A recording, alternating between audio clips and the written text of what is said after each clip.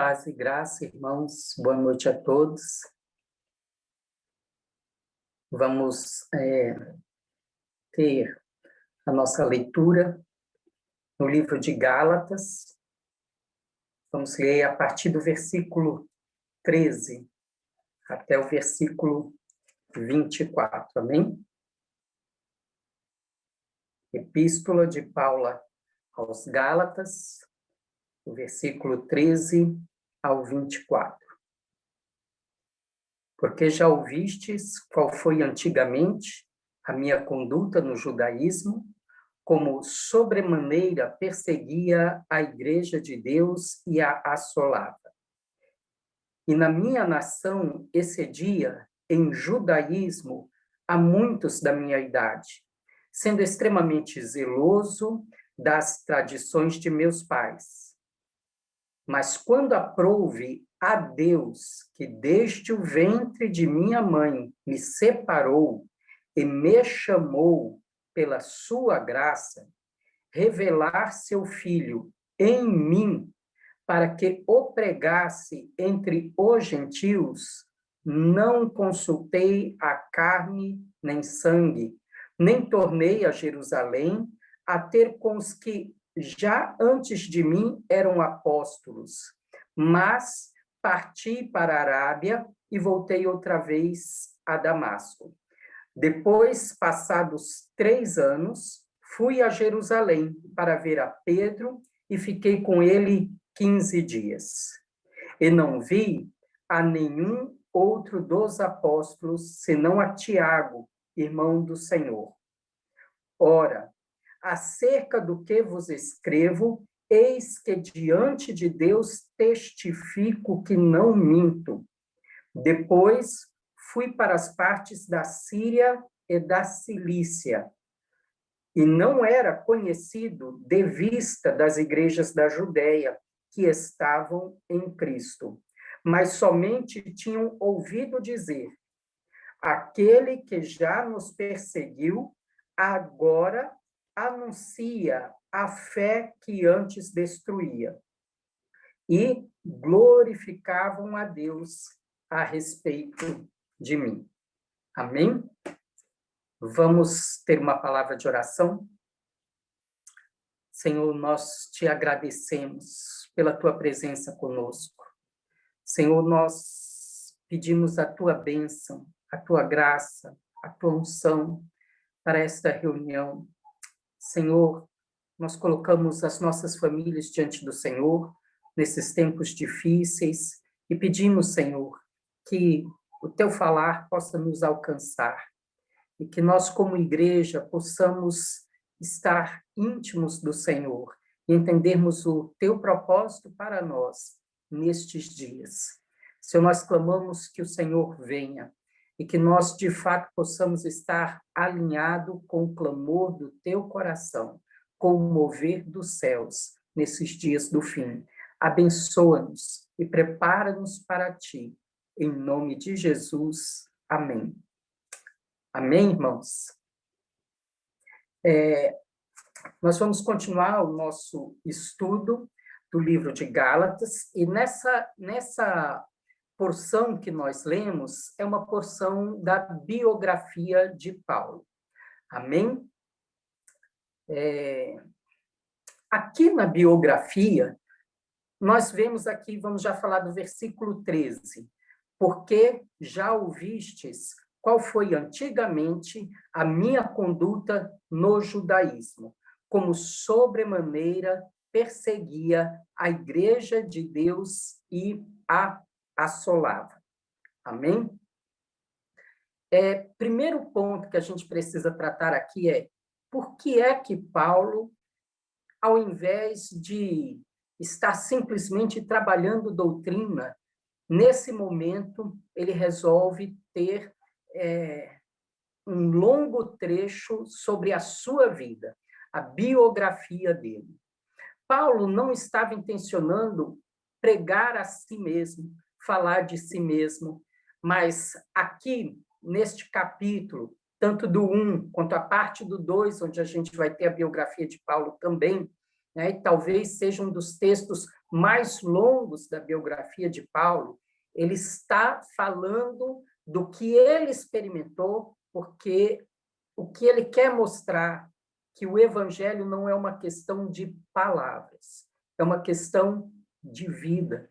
O que está acontecendo ali nas comunidades da Galácia não é um problema de termos errados, não é problema de literalismo, não é uma busca de perfeição literalista.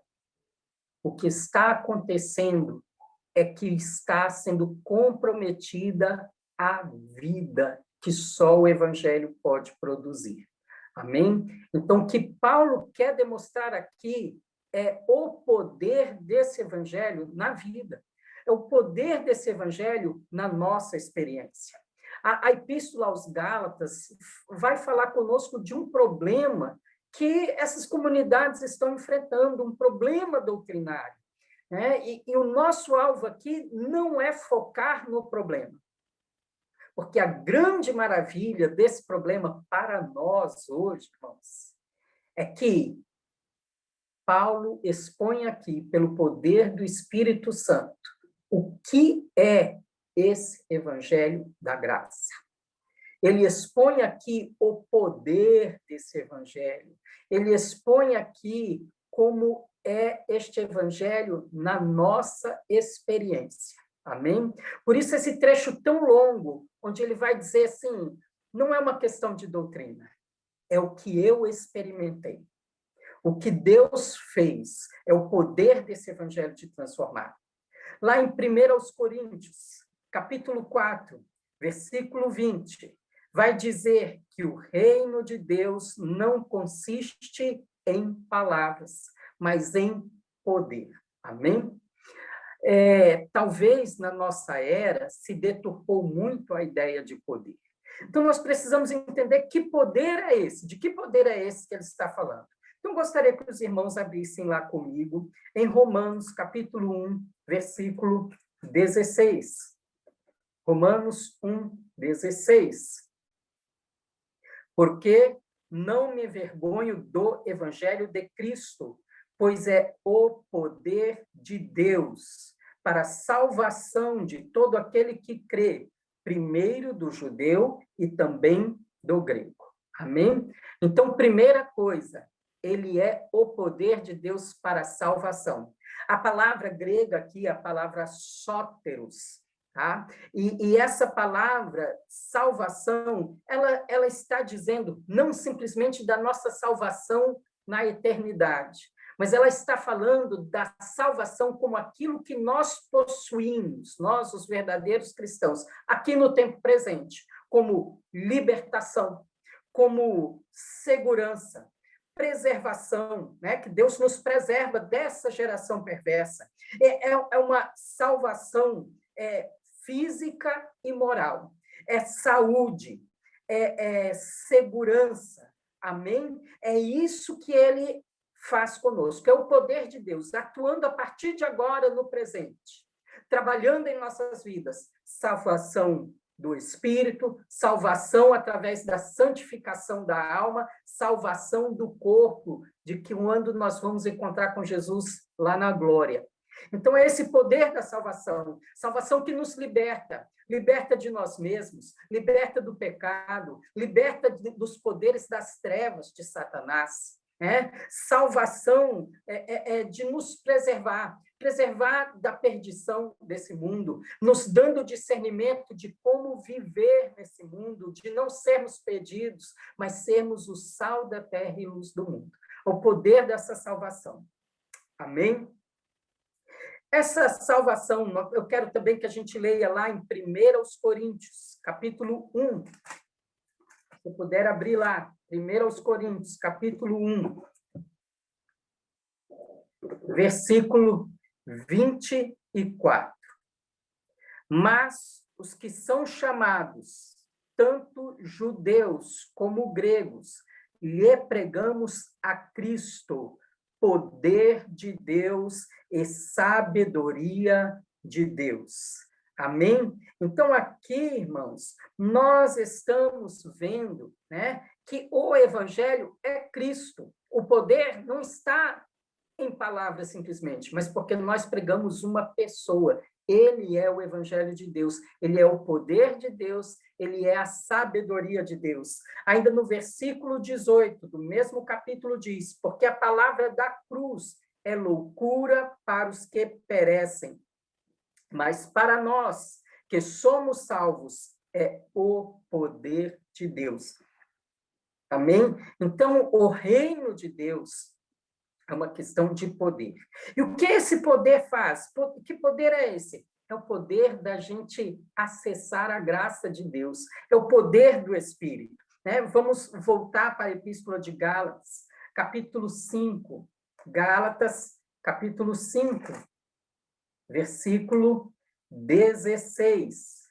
Digo, porém, andai em espírito, e não cumprireis a concupiscência da carne. Irmãos, quando nós experimentamos do Evangelho, nós experimentamos desse poder de Deus que nos capacita a andar no Espírito. E quando nós andamos no poder do Espírito, nós não cumpriremos os desejos malignos da carne. É disso que Paulo está falando. Amém? Então, quando ele vai falar da sua biografia, ele quer que as pessoas percebam o que é o evangelho na nossa experiência. O que é esse poder de Deus que nos liberta. Amém? Então, quando ele está aqui no versículo 13, diz: porque já ouviste qual foi antigamente a minha conduta. Ele está dizendo, nós temos uma vida anterior ao evangelho e uma vida posterior. É impossível nós experimentarmos do evangelho e permanecermos da mesma maneira. A nossa vida tem que ter uma marca muito clara do antes do evangelho e depois do evangelho. Ele muda tudo. Amém? Então, quem foi esse Paulo? Quem foi esse Paulo que a palavra de Deus fala? Hoje, minha intenção é que a gente possa associar aqui no livro de Gálatas os outros trechos bíblicos que falam da vida de Paulo. Amém? E a minha sugestão do que os irmãos podem estar lendo durante a semana para estar melhorando a compreensão do contexto da epístola aos Gálatas. Amém? Então, vamos ver quem foi esse Paulo. Nós não vamos precisar abrir em todos os textos, mas eu gostaria que os irmãos anotassem os textos para que, durante a semana, vocês pudessem estar meditando nele. Amém? Então, vai falar lá em Atos, capítulo 8, né, que quando Estevão foi apedrejado, né, as vestes das testemunhas foram lançadas ali aos pés do apóstolo Paulo. Perdão, né? Na época, Saulo, né? Do Saulo, estava ali, ele testemunhou o apedrejamento de Estevão, e as vestes das pessoas que foram testemunhar e apedrejar foram deixadas aos pés dele. Amém? Ali, então, a gente já indo, né? Deixa eu abrir lá, eu preciso abrir, né, irmãos?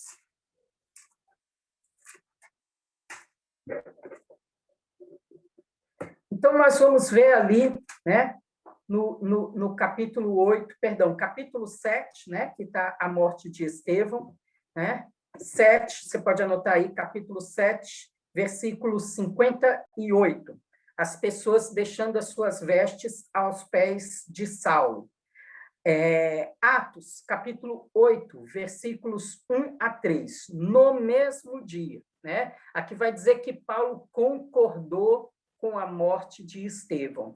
Existe até uma ideia de aprovação de Paulo com relação à morte de Estevão. E no mesmo dia, ele já saiu perseguindo a igreja, entrando nas casas, dispersando os cristãos, puxando mulheres, puxando homens. Então, está mostrando aqui o ódio que esse homem nutriu contra a igreja de Deus. Capítulo 9 de Atos, versículos 1 e 2, né? Esse eu vou ler para os irmãos. E Saulo, respirando ainda ameaças e mortes contra os discípulos do Senhor, dirigiu-se ao sumo sacerdote e pediu-lhe cartas para Damasco, para as sinagogas, a fim de que, se encontrasse alguns deste caminho, quer homens, quer mulheres, os conduzisse presos a Jerusalém. Olha o ódio que ele nutria, que diz que ele respirava ameaças e mortes, né? Aqui diz que foi ele decidiu, não foi chamado, ele foi lá pedir, me dá as cartas, que eu quero ir em Damasco, eu quero prender esse povo. Então, olha o ódio que o apóstolo Paulo nutria. Versículo 14. E na minha nação excedia em judaísmo a muitos da minha idade, sendo extremamente zeloso das tradições de meu pai. Amém?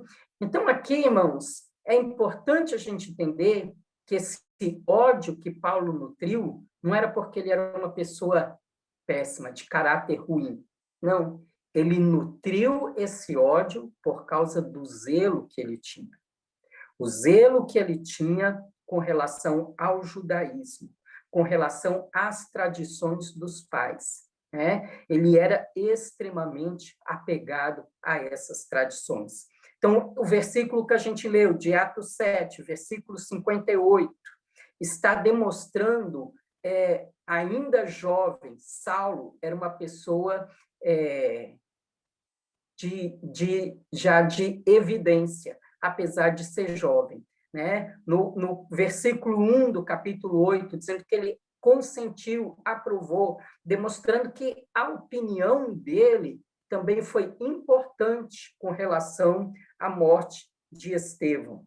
Né? Atos, capítulo 22, dos versículos 3 a 5. Eu quero ler lá também, irmãos.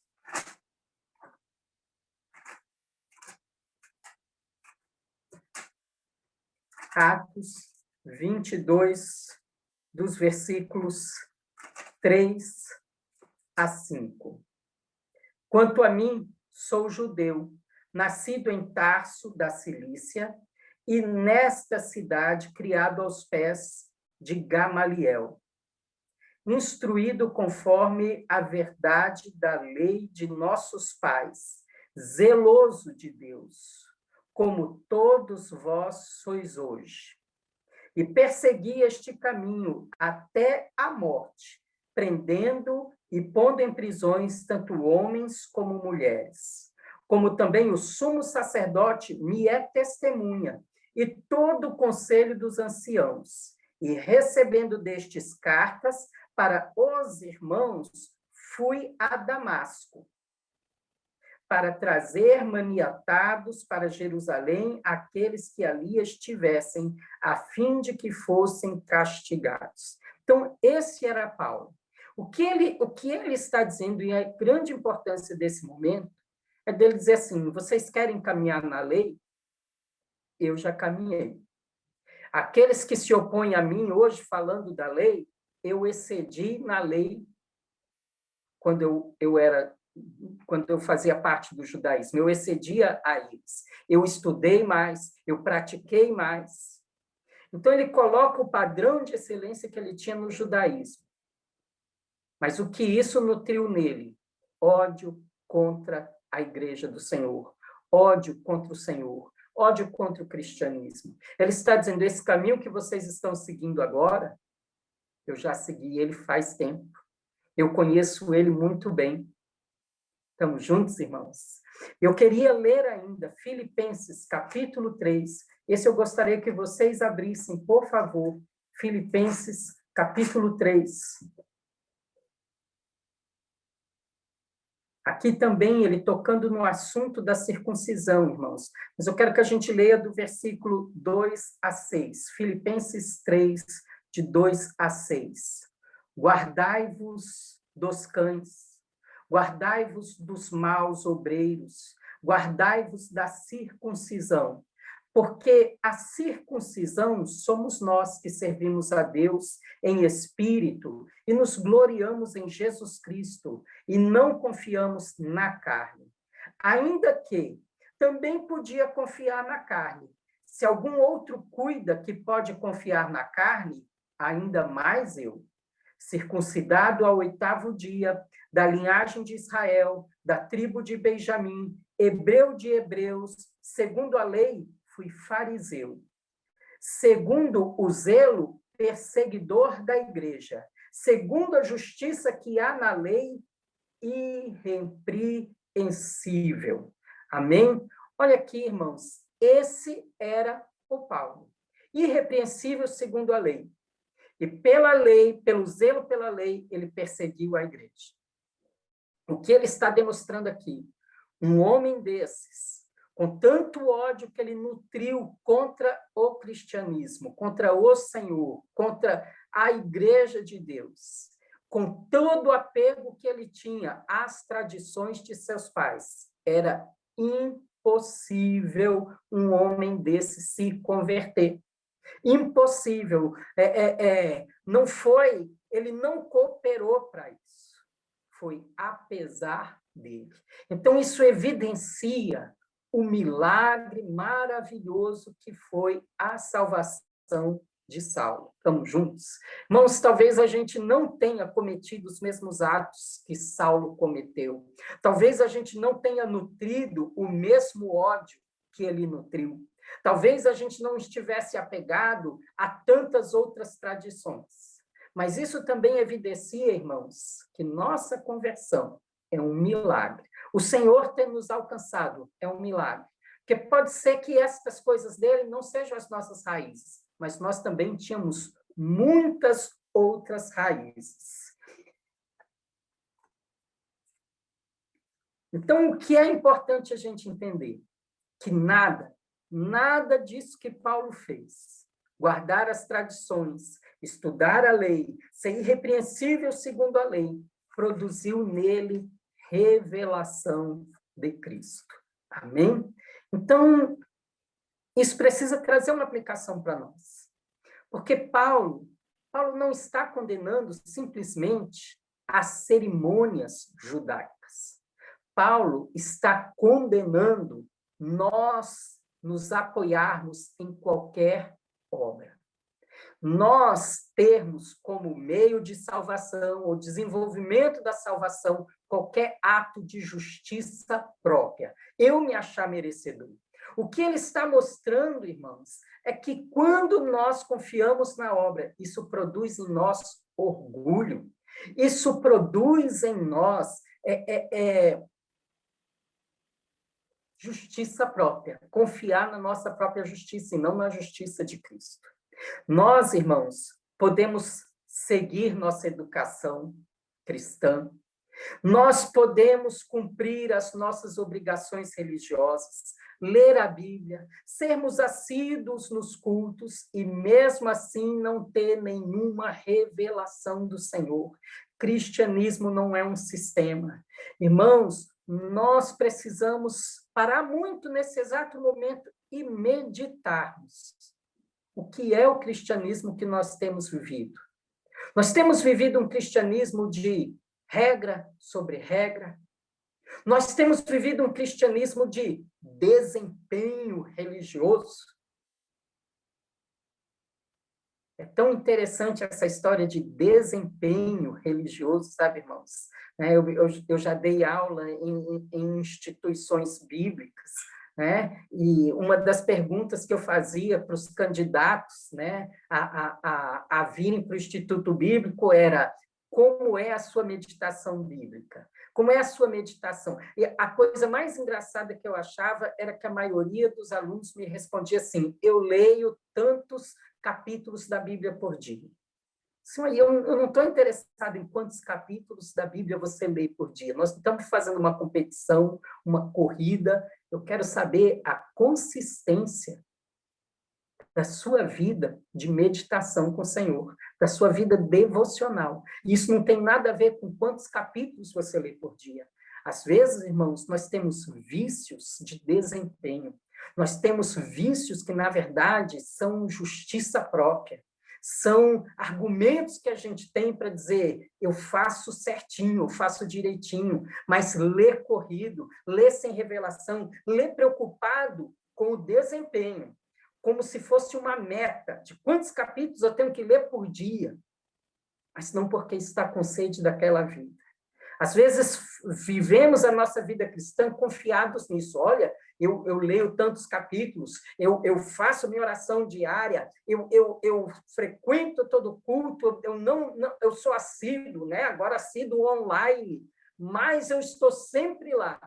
Mas nós podemos fazer tudo isso e não termos nenhuma revelação do Senhor.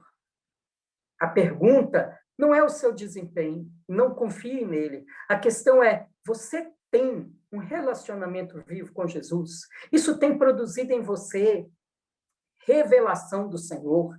E se você tem revelação do Senhor, irmãos, é inerente que você seja convencido de pecado. Você tem vivido uma vida que é convencido de pecado? Sabe, irmãos, eu me assusto quando, às vezes, nós temos um tipo de vida que parece que os irmãos não passam mais por tentação, onde parece que os irmãos não têm problemas a resolver.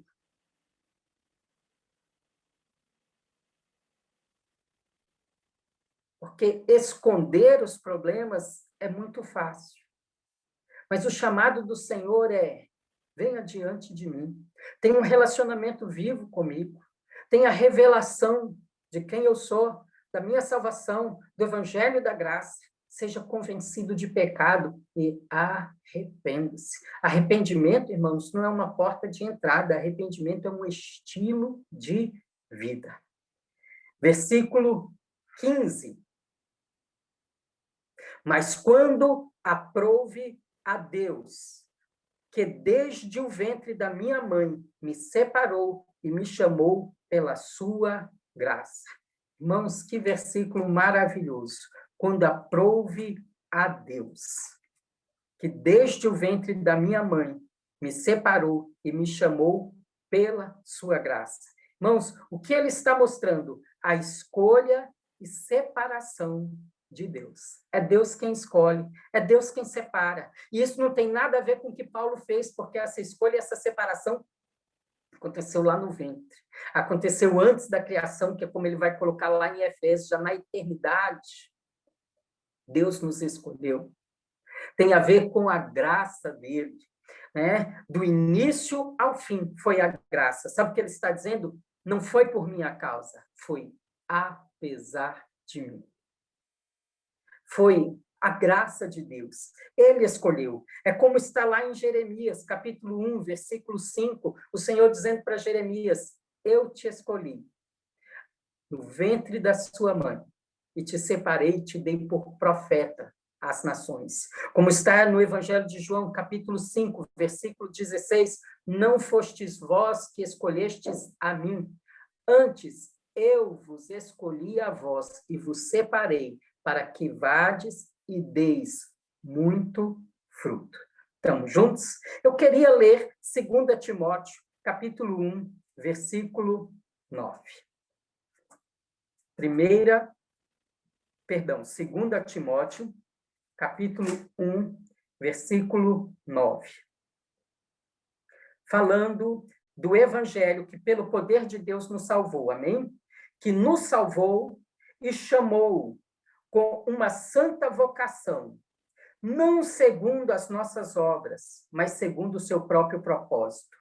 E graça que nos foi dada em Cristo Jesus, antes dos tempos dos séculos. É isso que ele está falando. Essa graça de Deus estabelecida antes dos tempos, antes dos séculos, que nos chamou não segundo as nossas obras, mas porque ele é gracioso, porque ele é bom. Amém? Então, Deus escolhe de acordo com a sua soberania. Irmãos, isso é claro, evidencia a motivação dos seus opositores. Porque, irmãos, quem confia na obra, ele se acha merecedor.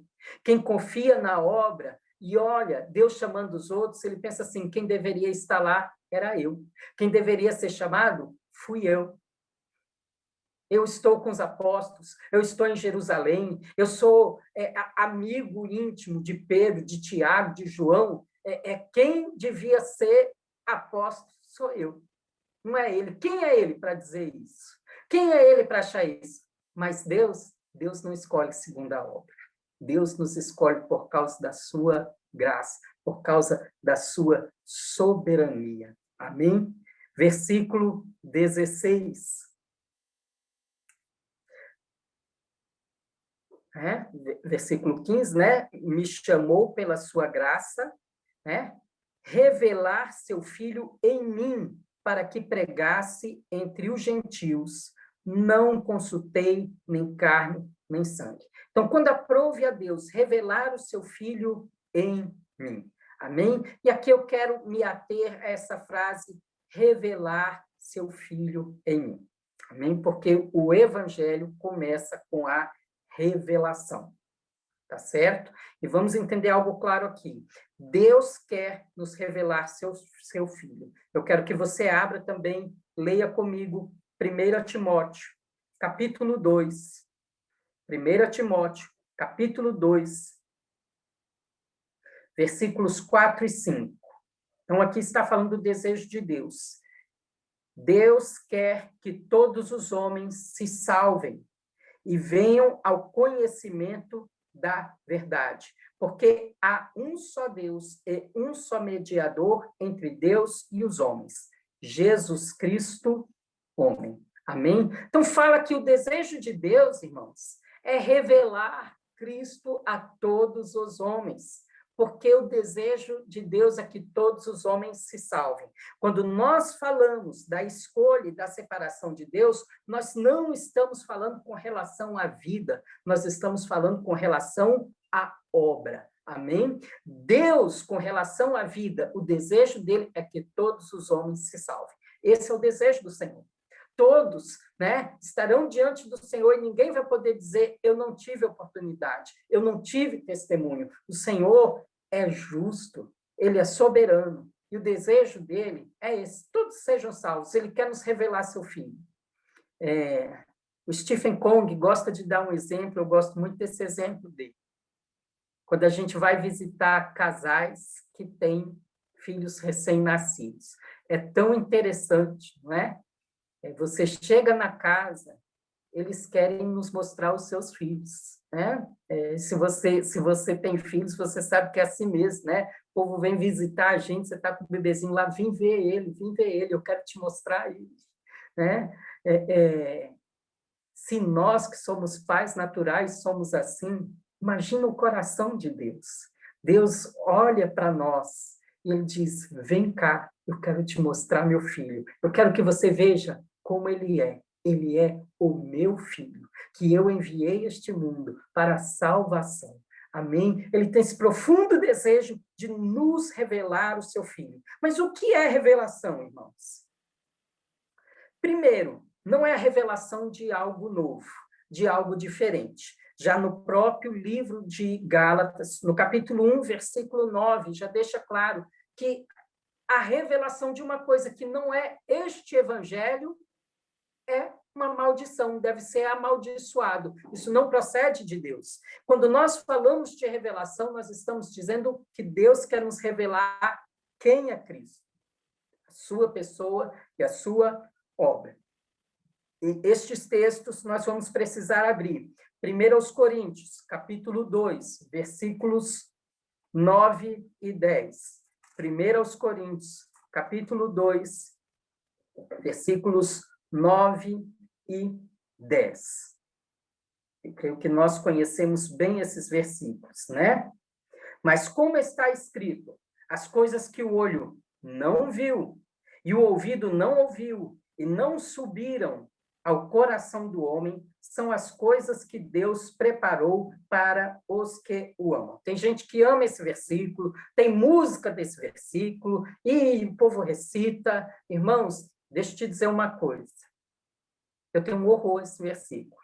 Né? Misericórdia de dizer assim. Mas, irmãos, esse versículo está dizendo, olha, Deus me preparou uma coisa que não vai entrar no meu ouvido. O meu olho não vai ver, não vai penetrar no meu coração. Então, eu nunca vou conhecer a vontade de Deus, eu nunca vou conhecer o que Ele preparou para mim. Se esse versículo, né, se esse texto acabasse aqui, nós poderíamos dizer que somos muito infelizes. Amamos Deus, queremos Deus, mas não vamos conhecer a vontade dele, o que ele preparou para nós. Né? Mas eu dou graças a Deus pelo versículo 10. Mas Deus nos revelou pelo seu Espírito, porque o Espírito penetra todas as coisas, ainda as profundezas de Deus. Amém? Irmãos, aqui está a glória desse texto. É que Deus nos revela. O que ele está nos dizendo? Olha, as coisas de Deus, você não vai enxergar elas, você não vai entender elas olhando, ouvindo, elas não vão entrar no seu coração assim, pelos canais naturais. Você vai ver e não vai perceber. Você vai ouvir e não vai entender. Isso jamais vai entrar no seu coração. Sabe por quê? Porque a única forma de você conhecer as coisas de Deus é por um meio espiritual chamado revelação. Revelação, irmãos, é uma necessidade, porque ele está dizendo que o nosso esforço não pode nos fazer entender as coisas espirituais. Só Deus pode fazer isso. Só Deus pode retirar o véu e você, de fato, compreender o que está acontecendo. Lá no Antigo Testamento, nós temos o tabernáculo. Você já parou para pensar que tudo que é peça de ouro não está do lado de fora, só lá do lado de dentro? Só o sacerdote podia ver. Fora você tem bronze, fora você tem prata, mas não tem nada de ouro. Porque o ouro fala da natureza de Deus. E aquilo que é da natureza de Deus, Deus tem que pegar você e levar para dentro do véu. Ou ele tem que remover o véu. Ele, o nosso sumo sacerdote, Cristo Jesus, é quem pode nos mostrar essa coisa. Então, o Espírito de Deus conhece as coisas profundas de Deus. Ele está dizendo, sabe o que vai ser revelado a nós?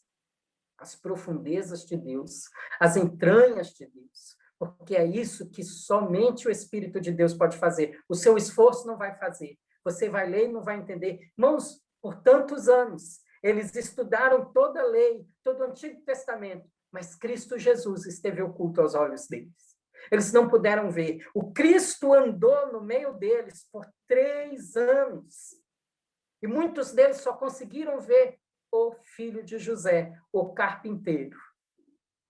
Mas aqueles a quem Deus agradou, ele tirou o véu. E eles puderam ver a verdadeira natureza do Filho. Ele é o Filho de Deus. Ele é o Cristo. Ai, irmãos, que coisa maravilhosa. Então, revelação fala disso. Né? Nós temos outros textos, você pode anotar, a gente não precisa abrir lá. Mateus, capítulo 16, versículos 16 a 18, né? Quando Pedro diz, tu és o Cristo, o Filho do Deus vivo. E o Senhor diz sobre, né? Por causa dessa revelação te chamarei de pedra, e sobre esta pedra edificarei a minha igreja. Né? É um texto que a gente precisa recorrer lá no grego, né? Porque quando ele diz para Pedro, te chamarei, tu és pedra, ele está dizendo, você é uma pedrinha, um fragmento da rocha. Mas quando ele diz sobre esta pedra, ele não está dizendo pedrinha, está dizendo sobre esta rocha. Que rocha? Essa rocha é Pedro? Não. A rocha da revelação de quem é Cristo e da sua obra. Nós, toda vez que nós recebemos revelação de quem é Cristo e da sua obra naquela cruz, isso, de fato, traz edificação da igreja. É assim que a igreja é edificada, a cada passo de revelação.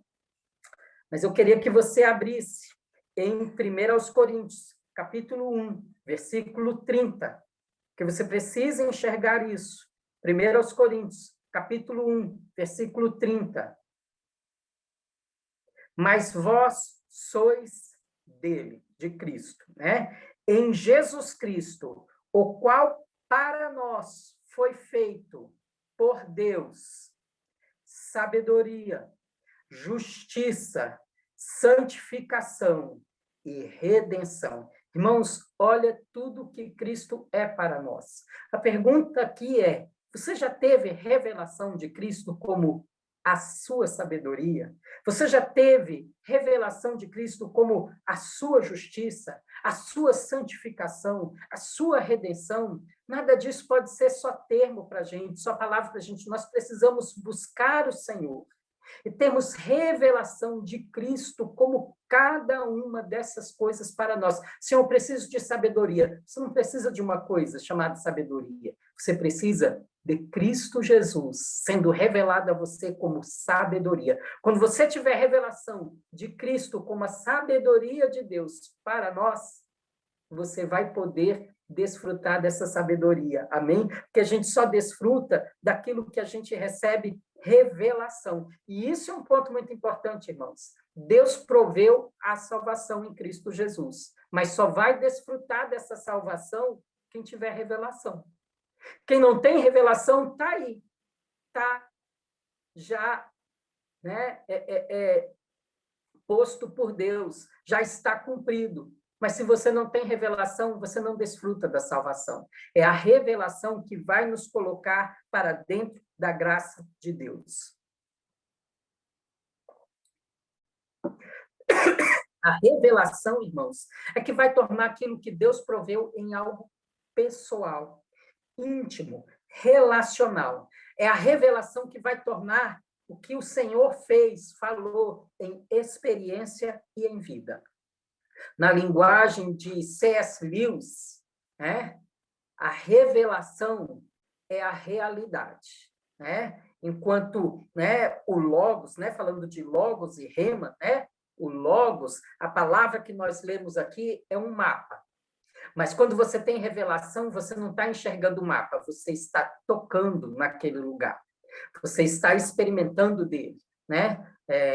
Talvez hoje a gente podia dizer assim, a diferença entre logos e rema está entre o cardápio e a comida. Tem gente que vê o cardápio e se satisfaz, mas o cardápio está te mostrando o que Deus já proveu. E a revelação é você tocar nesta realidade. Estamos juntos? A revelação, nós precisamos entender que ela não é um fim, mas ela é o início da vida com Deus. E a vida com Deus, ela é dinâmica, ela não é estática. Tem gente que teve a revelação do Senhor e pronto, está satisfeito. Mas nós, irmãos, precisamos nos aprofundar no reino. Você recebeu a revelação, você entrou na vida de Deus. E essa vida precisa ser amadurecida. A salvação precisa ser desenvolvida. E é isso que Paulo está expondo na sua biografia. Ele teve aquele encontro com Cristo Jesus, né? No capítulo 9, aquela visão celestial. Mas ele não parou ali. A sua vida começou ali. E ele começou, de fato, a se envolver com essa graça e deixar esta graça trabalhar na vida dele. Talvez eu proponha um caminho para a gente entender, de fato, do que Gálatas está falando conosco. Porque nós temos aqui, nesse versículo, né, Cristo revelado em nós. Em Gálatas 2:20, nós temos Cristo vivendo em nós. Já não sou eu quem vive, mas é Cristo que vive em mim. Deixa eu te dizer, irmãos, entre Cristo ser revelado em mim e eu poder dizer que Cristo vive em mim, existe uma maturidade, existe uma caminhada com Deus. Mais à frente, lá no capítulo 4, versículo 19, Paulo vai dizer: estou sentindo novamente dores de parto, para que Cristo seja revelado? Não, para que Cristo seja formado em vós. Eu creio que este é outro passo de aprofundar, de deixar essa revelação de Cristo trabalhar em nós. É ele ser formado em nós, né? O livro termina, irmãos, com uma frase de Paulo muito forte: ninguém mais me incomode, porque eu carrego no meu corpo as marcas de Cristo. Então, ele está mostrando, quando você deixa essa graça de Deus trabalhar em você, o que é que ela vai produzir. Amém? O que é, então, irmãos, que essa graça fez com Paulo? O que é que Paulo se tornou, irmãos? Irmãos, eu vou ler Filipenses, capítulo 3, 7 a 10. Eu creio que vai resumir bem o que Paulo está expondo aqui. Filipenses 3, de 7 a 10.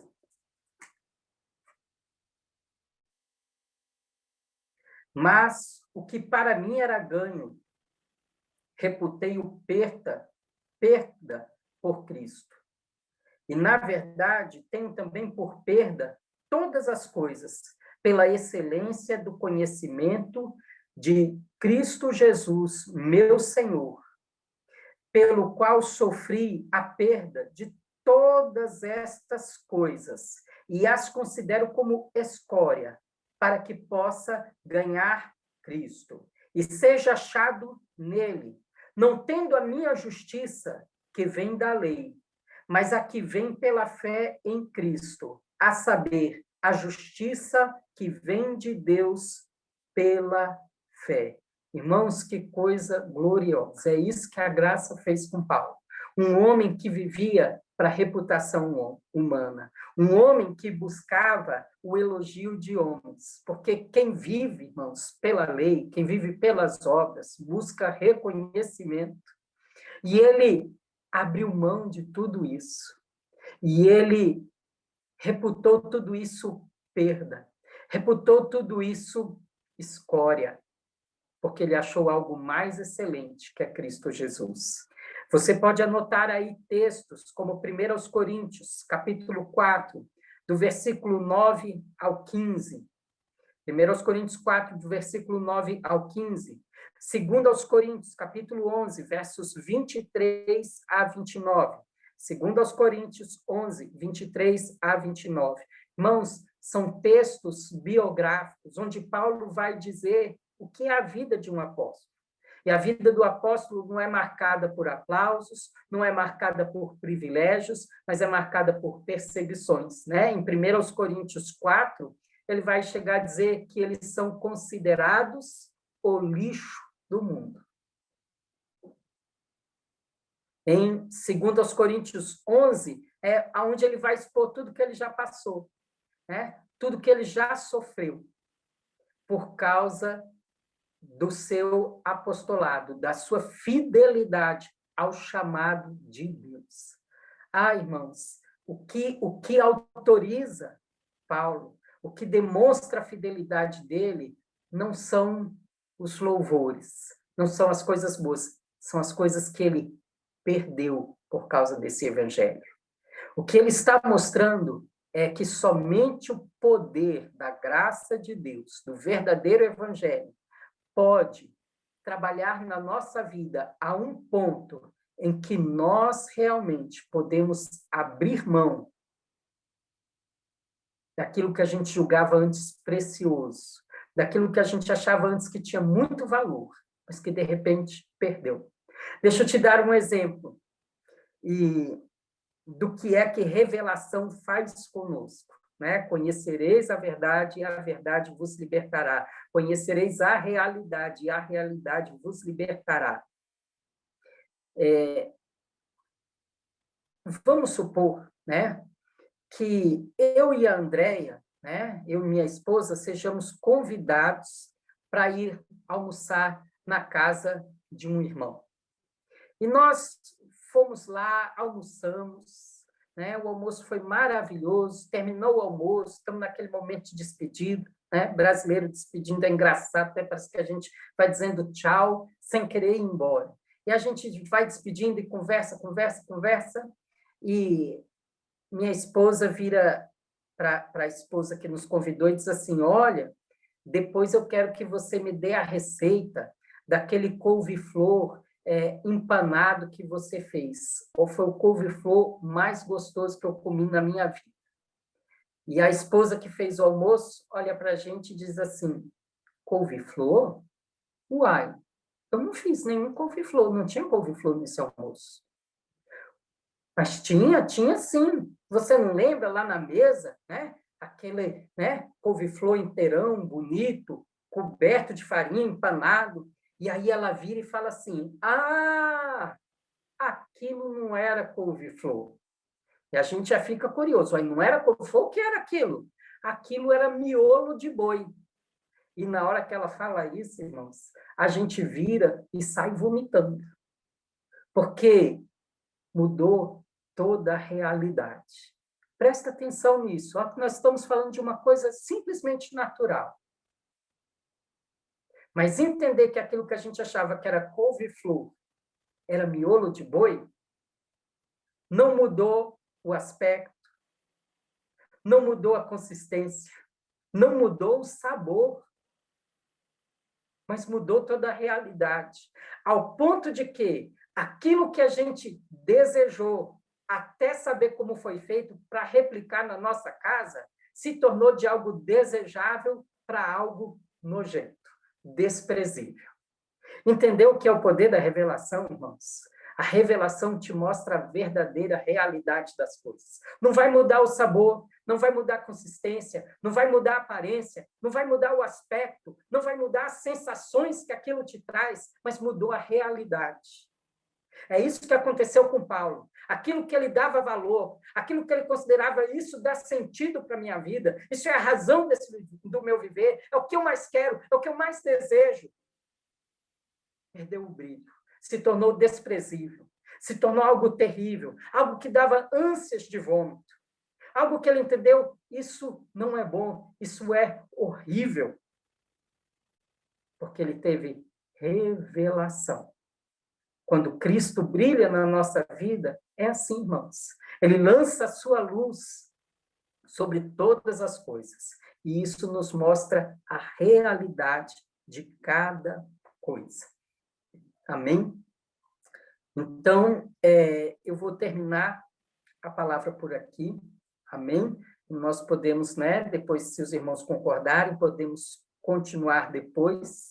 Mas eu queria que você meditasse nisso. Primeiro, nossa experiência de revelação com Cristo Jesus. Nós não estamos falando de algo, literário, simplesmente. Nós estamos falando de algo vital, a sua experiência com o Evangelho. Se a nossa vida está pautada na nossa justiça própria, na nossa busca de méritos, no nosso desempenho, talvez essa seja a melhor palavra, nós queremos ser reconhecidos por desempenho. Mas nós, quando a gente quer desempenho espiritual, irmãos, a gente pode continuar sendo um péssimo marido, um péssimo pai. Mas a gente está bem, porque, afinal, eu leio 10 capítulos da Bíblia por dia. Eu tenho meu horário devocional todo dia. Eu não falto nenhum culto. E a gente tende, assim, cumprir tudo. Mas a graça de Deus tem trabalhado em você. Você tem tido revelação do Senhor, que abre os seus olhos e você começa a perceber quantas coisas precisam ser transformadas na sua vida. Eu lembro de um irmão que gostava de orar não sei quantas horas por dia. E ele orava. Quando ele saía do quarto dele de oração, irmãos, o desejo de todo mundo ao redor era dizer assim, volta para o quarto, pelo amor de Deus, fica lá. Um irmão uma vez disse para ele, olha, quando você sair do quarto, traz Deus com você, deixa Deus lá no quarto, não. O grande problema da gente viver em justiça própria, irmãos, é isso. Tudo que a gente faz a gente simplesmente aplacar a consciência, se sentir melhor que os outros, mas não vencemos o pecado. Não damos espaço para o Espírito Santo nos incomodar com relação à nossa atitude com os outros, a nossa dureza de coração, nossa falta de compaixão, o nosso mau humor. Cristo, não se revelou nas palavras de Paulo, ele se revelou em Paulo. Amém? Eu espero que essa palavra possa ter encontrado lugar no coração dos irmãos, que Deus tenha falado com você, e estamos juntos. Vamos fechar os nossos olhos e vamos orar. Pai, eu te louvo pela tua palavra. Senhor, eu te peço que nós possamos crescer no Senhor, caminhar no Senhor. Pai, que nós possamos buscar constantemente Que Cristo Jesus seja revelado a nós de forma cada vez mais profunda. Não há limitação para a profundeza de Deus. Não há limitação para vermos Cristo como nossa sabedoria, nossa redenção, nossa santificação, nossa pureza. Senhor, que a gente busque essa revelação, e que essa revelação mude a nossa vida, gere uma mudança radical do antes, do depois. Que essa mudança tire o nosso coração de nós mesmos, a ponto, Senhor, de que a gente esteja aberto a perder muitas coisas. Não como sacrifício, não olhando para nós, para dizermos, olha do que eu abri mão, mas de fato que tivemos revelação de que essas coisas nada são diante da glória de conhecer o Senhor e a tua justiça. Pai, em nome de Jesus, transforma-nos, leva-nos para ti, que a gente viva essa vida dinâmica, Senhor, de ter o Senhor revelado em nós, de ter o Senhor vivendo em nós, sendo formado em nós, e que nós possamos experimentar o que significa termos as marcas de Cristo no nosso viver, no nosso dia a dia, que isso nos liberte para não só termos a vida de Deus em nós, mas para andarmos em espírito e vencermos todas as concupiscências da nossa carne. É o que eu te oro, em nome de Jesus. Amém. Amém, irmãos? Deus abençoe.